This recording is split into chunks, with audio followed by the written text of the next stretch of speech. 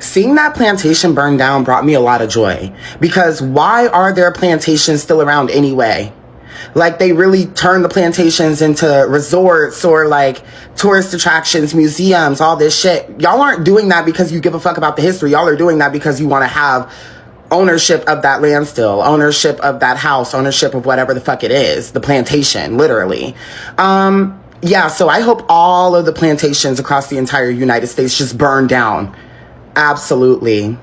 Yeah, and I don't know if it was actually Annabelle who, you know, came to New Orleans and then shit started getting really spooked. But if it is, have her travel across the United States and go to each, you know, southern state with a lot of plantations and just get rid of that shit. Absolutely, yeah. But if it wasn't Annabelle and it was just the ancestors, very proud of them. Yeah, go ahead and burn down all the plantations. I don't know why we even still have those around. It's literally just a reminder of trauma. Burn that shit down. Get rid of all that shit. Literally get rid of it all. Absolutely. Yeah. Seeing that plantation burning down brought joy to me. A lot of joy. And I hope that that becomes a trend. I really do. Like, I would love a trend where plantations are just being burnt down.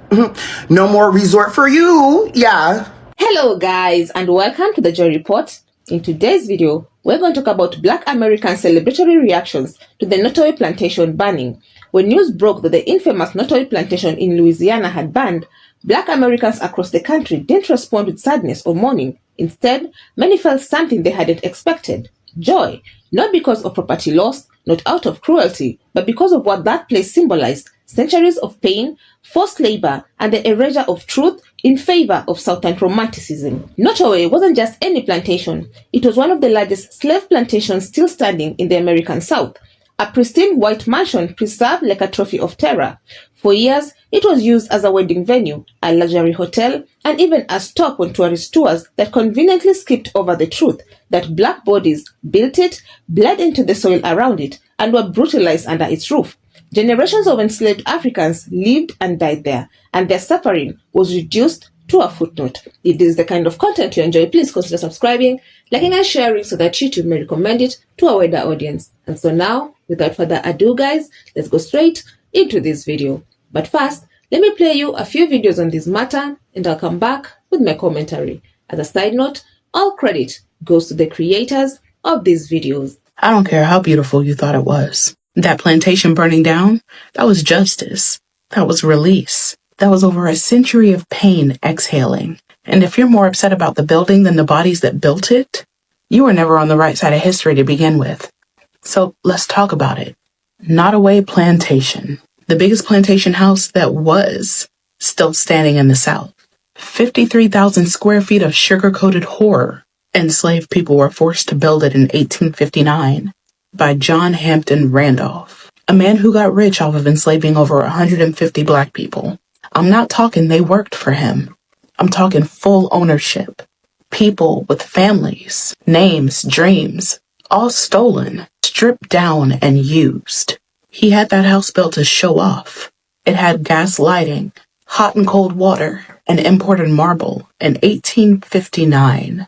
Meanwhile, the folks who actually built it, they were out in the cane fields breaking their backs from sun up to sundown. No rest, no pay, no freedom, just labor and loss. And when slavery ended, he didn't stop exploiting them.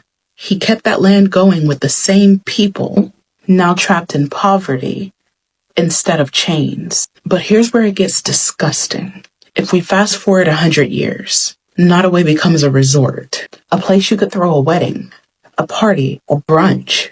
People literally clink champagne glasses on the same grounds where babies were ripped from their mothers. They turned that plantation into a tourist attraction and never once centered the people who were forced to build it. The tour guides didn't say their names. The website didn't tell their stories. It just showed white columns and rose gardens. like the screams weren't still echoing under the floorboards. That plantation was not preserved history. It was a lie. A lie dressed up in chandeliers and white linens. A lie that let people pretend that slavery was just a dark chapter instead of the foundation. And when I saw it burning, that wasn't a tragedy. That was a reckoning.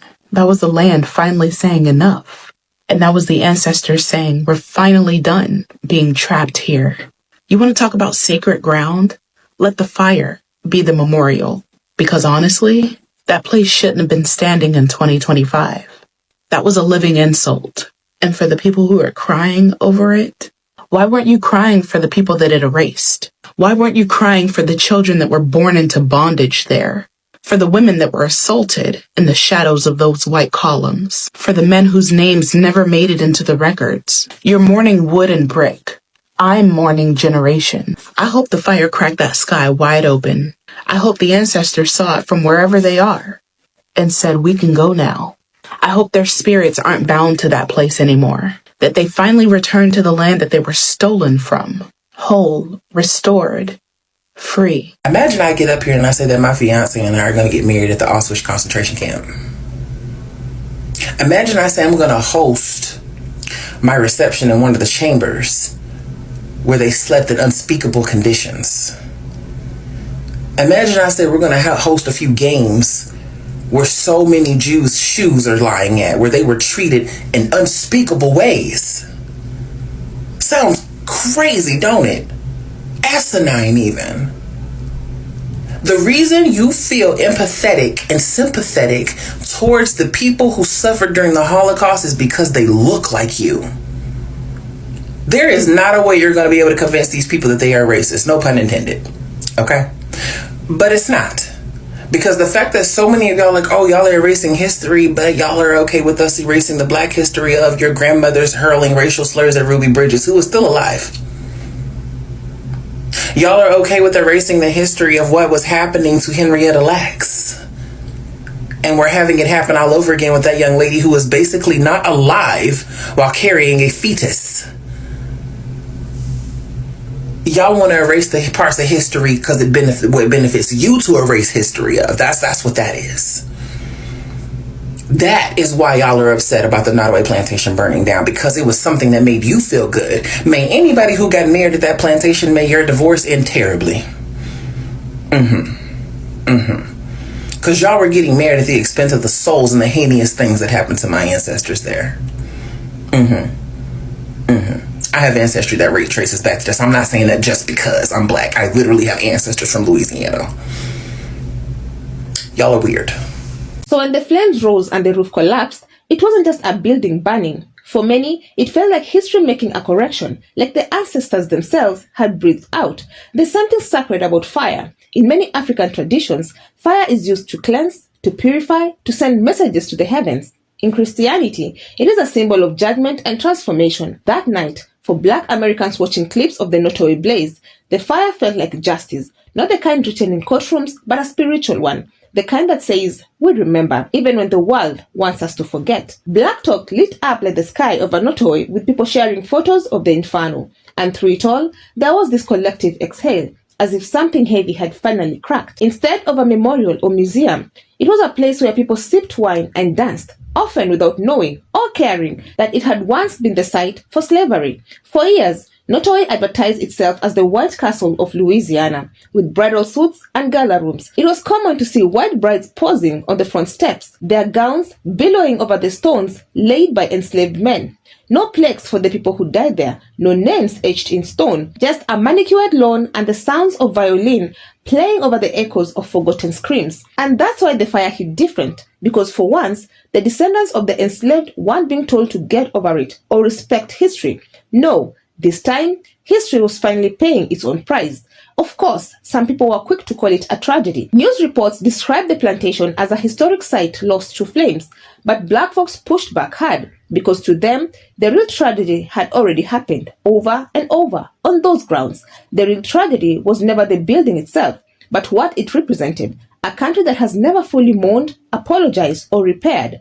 Black Americans remember how enslaved people weren't even considered human under the law when Nottoway was built in 1859. They remember how that house with its 64 rooms and 365 windows was made possible by black backs breaking under the sun. They remember how children were sold on those grounds, how families were torn apart, how women were abused and men were whipped, all to keep the white pillars standing tall. And for decades, those stories were whitewashed with sweet tea and Southern charm. So no, this wasn't just a fire, it was a reckoning. Because of course there's gonna be the white people in the comments saying, all these comments are so disgusting and sad. Like, a building doesn't commit sins, you guys. It's beautiful. You can't see it by the architecture? The architecture. Like, it's such a beautiful place and this is just so sad. All of these hateful comments. Why are all the comments about slavery? That's like y'all going to the concentration camps where the Holocaust took place, the gas chambers, and saying, oh wow, look at how great this is built. It's so beautiful. And then going an extra mile and saying, why are all these comments about the Holocaust? Like, y'all get for real right now. The amount of horrible things that happened on these grounds, in these walls. And while I can understand for historic purposes that it's great to have these things still around so that we are reminded of what happened, but when this is turned into a resort, then we got a problem. Our ancestors will not be mocked. Our trauma will not be mocked. The disgusting, horrible, traumatic, violent things that happened in these walls, on these grounds, is not something to romanticize and make beautified and forgotten and swept to the side because of the architecture. Are y'all for real? People's family members were unalived here, and it's been made into a resort. Like, and y'all in the comments talking about why are all the comments about slavery? As the largest antebellum mansion in Louisiana burns down. And you can't fathom why African American people are celebrating, are saying good, and are talking about our ancestors. Like, this is our family history. Like, I don't think it's clicking for some of y'all. Y'all can't fathom why we're relishing and celebrating the destruction of a reminder of our family's trauma and abuse and violence that your people inflicted on us. Trauma that lives still within our DNA has impacted the very essence of our being, our very molecular level. But yet you can understand romanticizing it. You can understand making it a place, a getaway, a place to visit, a place to I want to get married here. Y'all can understand that. For many black folks, especially in the South, plantations still haunt the land like ghosts. They are in the soil, in the trees, in the strange quiet that surround those big houses with their wraparound porches. And they're also in the way America markets them, are rustic, charming, Instagram-worthy places for brunch or weddings. And that's why this moment mattered so much, because for once, a plantation didn't get to be quaint. It got to be seen for what it really was, a monument to cruelty, and that monument fell. Some people joked that this was ancestor work, that the fire was divine retribution. Others simply said good, but behind the humor was truth, because Black Americans have never been allowed to process their generational trauma in peace. They're told to be polite, not angry, told to move on, even when their great-grandparents couldn't vote, couldn't live freely, couldn't even keep their children. So when Nottoway burned, it was more than justified celebration. It was a sigh of relief, a signal that maybe, just maybe, the lies are crumbling, and the truth, brutal, ugly, and necessary, is finally peeking through the smoke. It's not lost on anyone that the money used to maintain Nottoway came in part from events hosted by corporations and even from some celebrities. And yet, the people who descended from those enslaved on that land rarely saw their stories centered, if mentioned at all. There was no school field trips teaching the truth, no widespread educational efforts, just silence and the clink of champagne glasses. But this fire changed something. It forced a conversation. It ripped the mask off. And now, Black Americans are asking more questions about the other plantations still standing, about the preservation of white supremacy in architecture, tourism, and public memory, about how America continues to protect the legacy of the enslavers while ignoring the descendants of the enslaved. For every plantation standing, there are thousands of untold stories buried under it, and Nottoway's fall has reopened a door to talk about them loudly. This moment is also a reminder that not all history deserves preservation. Some things must fall for healing to begin. That doesn't mean erasing the past, it means telling it truthfully and honoring the lives harmed by it. It means stopping the romanticization of torture houses. It means listening when Black Americans say, "This place does not make me feel safe. This place was never beautiful." So when Nottoway banned, the celebration wasn't about vengeance. It was about truth, about acknowledgement, about a wound finally being seen. Black Americans know they can't undo what happened on those grounds. They know no fire can bring back what was lost. The names, the lives, the dignity stolen. But fire can cleanse. It can clear the way for something new. And in that sense, the Nottoway blaze wasn't destruction, it was liberation. In the days after the fire, more voices have joined in. Many educators have spoken out about the need for real change in how America handles these sites. The hope is that this won't just be a viral moment, but a turning point. That the next time someone considers restoring a plantation, they also restore the truth. Because the descendants of the enslaved deserve more than silence. They deserve to see the symbols of their oppression crumble. They deserve to feel joy, even if that joy comes through flames. And maybe, just maybe, the ancestors were watching, smiling as the white pillars cracked. So what do you all think about the way America preserves plantations? Should these places be turned into memorials for the enslaved instead of tourist attractions? What does justice look like when the wounds of history still linger in the land? Let me know down in the comments below. I would love to keep this discussion going. Otherwise, that's it from me. I also have another video about Latinos bitterly reacting to South African refugees being welcomed in America. And if you enjoy such kind of content, please click up here and enjoy. Also, consider subscribing, liking and sharing because it helps me grow my channel. But for now, thank you so much for watching. And until the next time, the Joy Report out.